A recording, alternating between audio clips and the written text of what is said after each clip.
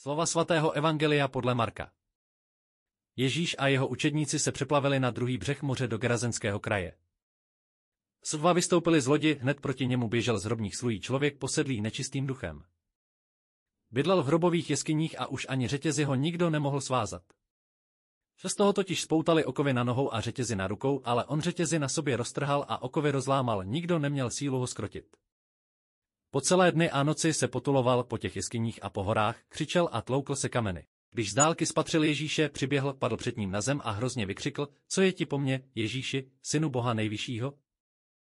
Zapřísahám tě při Bohu, netrap mě, Ježíš mu totiž řekl: Nečistý duchu, vyjdi z toho člověka. Také se ho zeptal: Jak se jmenuješ? Odpověděl: Moje jméno je Pluk, protože je nás mnoho, a velmi ho prosil, aby je neposílal pryč z té krajiny.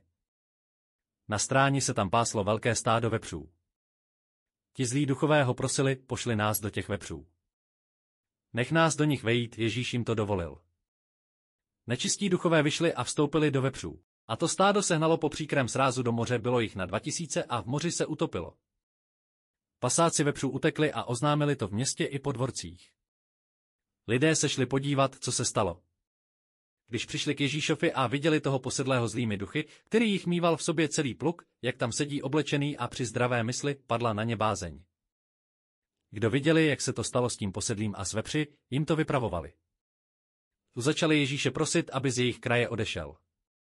Když nastupoval na loď, prosil ho ten bývalý posedlý, aby u něho směl zůstat. On mu to však nedovolil, ale řekl mu: Jdi domů ke své rodině a vypravuj jim, jak veliké dobrodění ti Pán prokázal a jak se nad tebou smiloval. Odešel tedy a začal v 10 městí rozhlašovat, jak veliké dobrodění mu Ježíš prokázal. A všichni se tomu divili. U dnešního evangelia se jistě vynořuje řada otázek. Například, běžně Ježíš uzdravuje či zachraňuje beze škody na životech či na majetku. A tady se utopí 2000 vepřů. Proč? A nebo běžně Ježíš těm, kterým prokázal milosrdenství, zakazuje, aby o něm mluvili. A tady vybízí uzdraveného, aby hlásal. Proč?